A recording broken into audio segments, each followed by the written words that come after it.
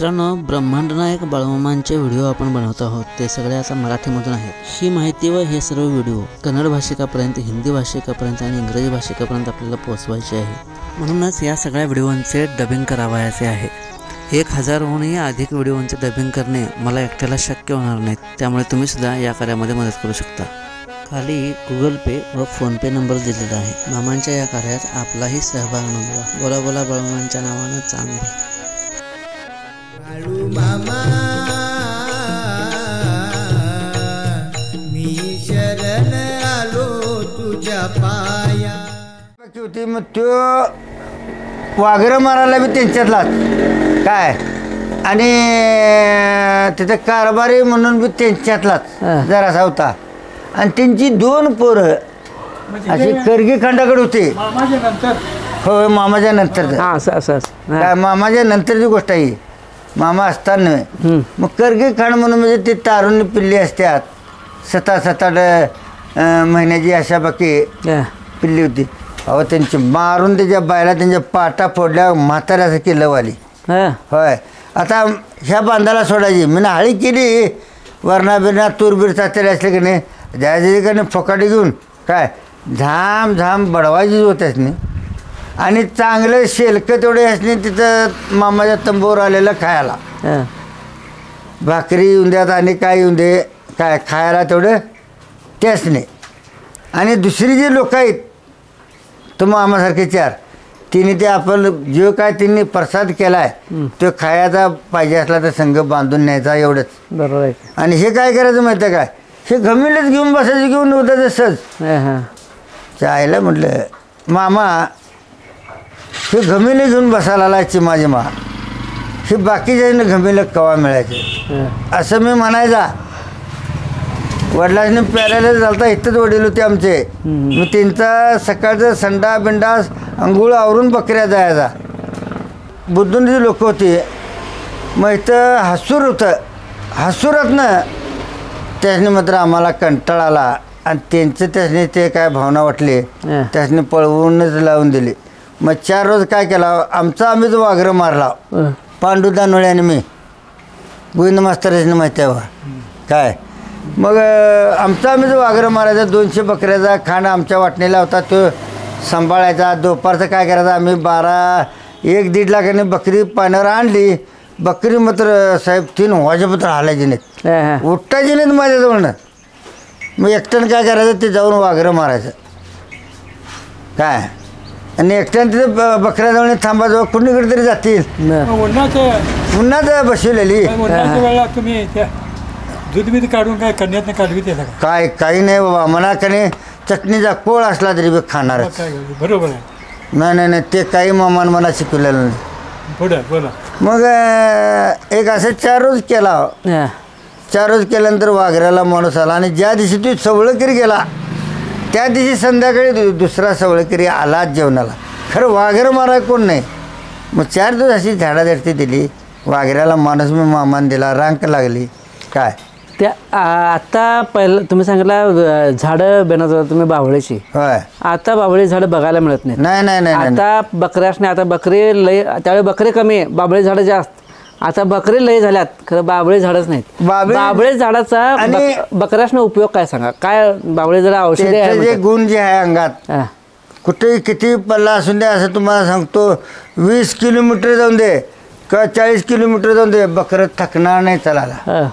पाऊस लागायला, पावसाला गारटून कधी हे होणार नाही बकरं. कॅल्शियमच आहे ते. कॅल्शियम आहे काय. हा, बाबळीचा पाला म्हणजे एक प्रकारचा कॅल्शियम आहे ते. मग आता नाही की बकऱ्यांना आता काय. आता नाही म्हणजे जसं कालमान बदलल्यात तसं ते कालमान बदलतच चालू साहेब. आता बाबळी झाडं बघायला मिळत नाही. बघायला नाहीत. आणि कोण माईचा पुत्र का नाही, कुठे गडाकाठीन. हे आता लिंबाचं झाड आहे की नाही, हिची ढाके पिल्ल्याने 4 आणली, कुठे काय आणलं की झालं. तुम्ही आता आयुष्यभर शेती केलाय बरोबर. कामतेवाने पण शेतीच केल्यात. बाबळी झाडं कमी होण्याचं कारण काय. कारण काय म्हणजे काटकुनी वेचायचं.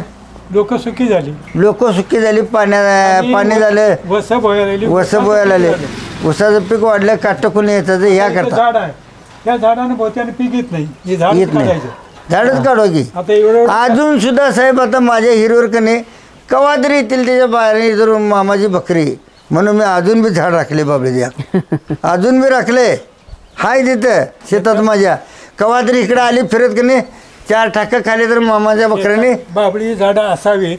होय ना मी सुद्धा 16 झाडं केली पण वस बळली आता बुडक्यात. आता बाबळी झाडं लावायचं असलं तर काय करायला पाहिजे? काही करायला लागत नाही आपल्या मनानं उगावतात. नाही आम्हाला समजा आम्हाला तर एक आमचं हे आहे समजा आमच्याकडे डाग आहे समजा हां डागात आम्ही रिकामा आहे सगळं ते हो आणि आम्हाला वाटते काय आमच्या भागात कधी बकरी आले तर त्यासने बाबळी मिळावी मिळावी असं असलं तर आम्हाला लावायचं असलं काय करावं? काही नाही यातल्या ब्या तेवढ्या टाकायच्या त्या तिथं झाडाला शेंगा असतात पिकलेल्या पिकलेल्या वाळलेल्या शेंगा येतात ते शेंगा टाकायच्या एवढ्या शेंगाण्याला पुष्कळ बी होते साहेब.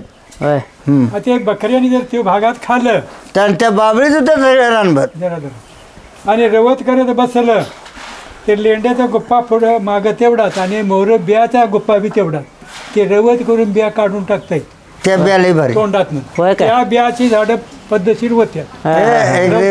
नंबर 1 नंबर 1 नंबरची रात्रीला रवत करतायत. मग असं करीत तुम्हाला सांगतो ती लोक गेली आम्ही बी 4 रोज आपण वाघरं बी मारलं आणि थोडे दिवस गेलं 1-4 रोज गेलं मग त्या बेलवाडीच्या त्याला नदीला का नाही हीच नदी आमची चिकुत्रा आहे त्या नदीपाशी गेलो बकऱ्याने लव तांबडी होती म्हाताऱ्या बकऱ्यासारखी ती लव म्हणजे आता ही पिशवी आहे बघा तुमची अशी काळीभोर त्या लावल्यासारखी तकागत होती बकरी हां डोकीला त्या लावून आम्ही कसं करता की अशी बकरी माझ्याजवळ करकी खाण 200 बकऱ्या तकागत होता आणि पांडू दानोळ्याने मी होता आणि नदीवर गेल्यानंतर पाण्यावर बकरी जायला आम्ही 10च्या दरम्यान पावणे 10च्या दरम्यान नदीवर गेला बकरी गणती कशी सकाळच्या परी पाऊस बिऊस पडायचा असला की ते बांधुऱ्यानं खेळतात बघा बारकी पिल्ली एवढी पळून काय अशी मोठी बकरी ती मेंढरं फळलेली सुद्धा करकी खाणकणी असा पाठीवर खेळायला लागला त्याला माझ्या डोळ्यातून पाणी पडलं मामा तर माझ्या पाठीवर खेळायला असं वाटलं होय आणि माझ्या अंगावरच उड्या घालायला लागली ती फिटलं मामा म्हटलं माझं पुण्य एवढंच.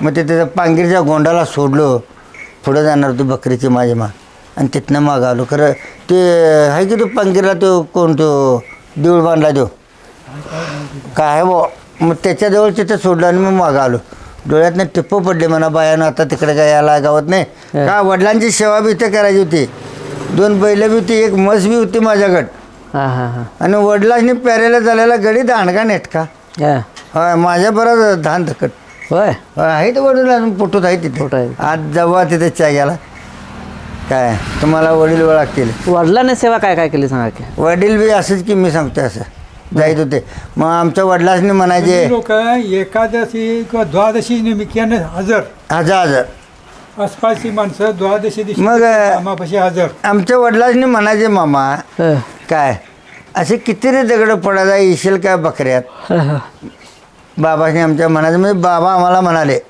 काय येतो की मामा म्हणाले येतो की म्हणाल्यावर मामा मी शरण आलो तुझ्या पाय